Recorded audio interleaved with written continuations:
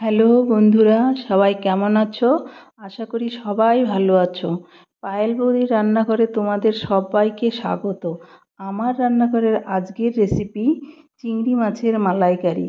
বন্ধুরা, রেসিপিটা ভালো লাগলে লাইক অ্যান্ড শেয়ার করে দিও, আর চ্যানেলটিকে সাবস্ক্রাইব করে দিও।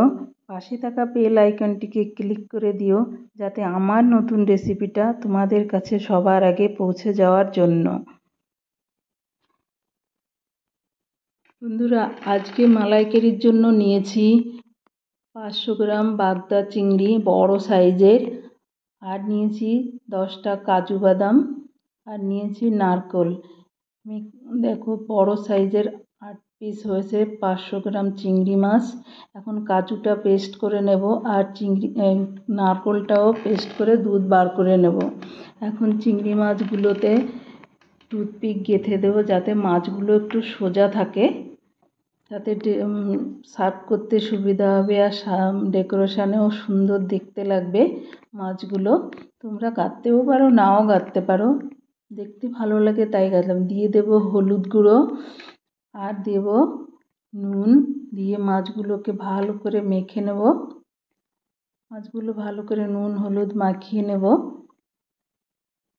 তারপর নিয়ে নিচ্ছে একটা কড়াইতে দিয়ে দেব পরিমাণ মতো সর্ষের তেল। সর্ষের তেল দিয়ে দেব অল্প নুন। চারিদিকে তেলটা ভালো করে ছড়িয়ে দেব। এবার দিয়ে দেব মাছগুলো দিয়ে উল্টে পাল্টে হালকা করে ভেজে নেব। চিংড়ি মাছ বেশি ভাজলে শক্ত হয়ে যায়, তাই হালকা করে ভেজে নেব।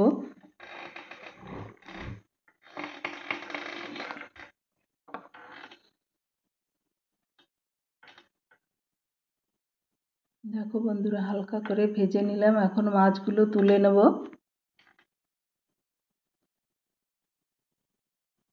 মাছগুলো তুলে কড়াইতে ওই তেলের সঙ্গে আর অল্প তেল যোগ করব। দিয়ে দেবো সর্ষের তেল আর একটু। ফোড়নে দিয়ে দেবো একটা তেজপাতা, আর দেবো গোটা গরম মশলা। এলাচগুলো একটু ফাটিয়ে দিয়েছি।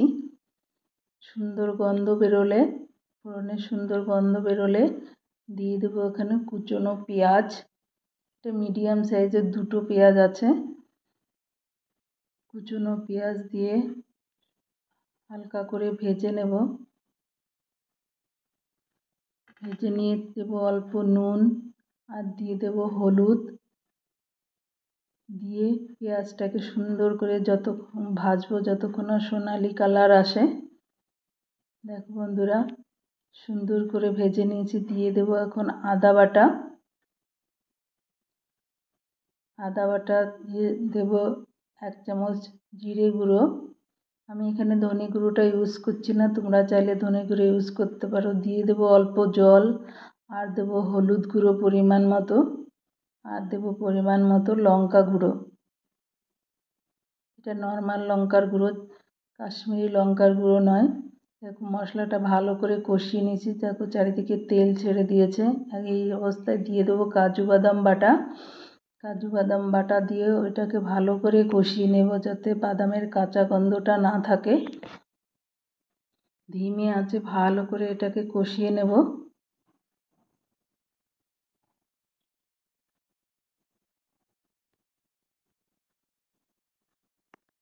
কাজু বাদাম ধিমে আঁচে কষাতে হবে, নাহলে নিচে লেগে যাওয়ার সম্ভাবনা থাকে।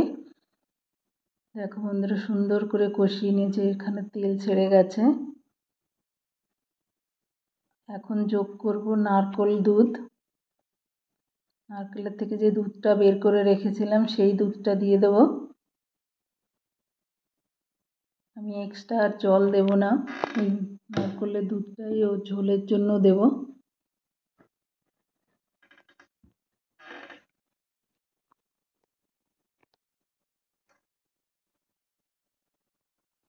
মশলাটাকে ভালো করে নারকেলের দুধের সঙ্গে মিশিয়ে দেব।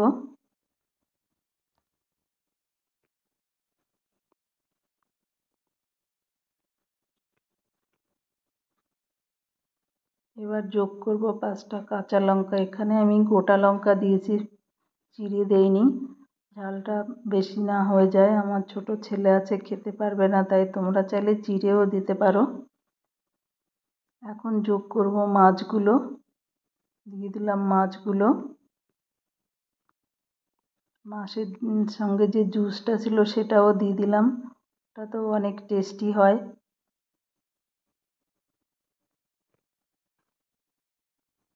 এবার আমি ঢাকা দিয়ে 2 থেকে 3 মিনিট ফুটিয়ে নেব। দেখো বন্ধুরা, কত সুন্দর কালার এসছে।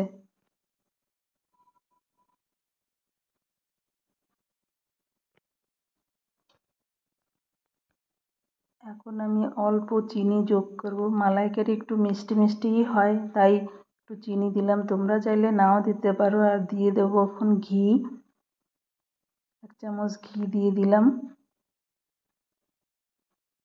মালাইকারিতে একটু ঘি দিলে সুন্দর গন্ধ হয়, টেস্ট হয়। আর দেবো অল্প গরম মশলার গুঁড়ো, দিয়ে সুন্দর করে মিশিয়ে দেবো। বন্ধুরা, আমার রান্না প্রায় শেষের দিকে, রান্না ডান। বন্ধুরা দেখো, তোমাদের সার্ভ করে দেখাচ্ছি, কত সুন্দর দেখাচ্ছে। থ্যাংক ইউ বন্ধুরা, লাস্ট অব্দি ভিডিওটা দেখার জন্য।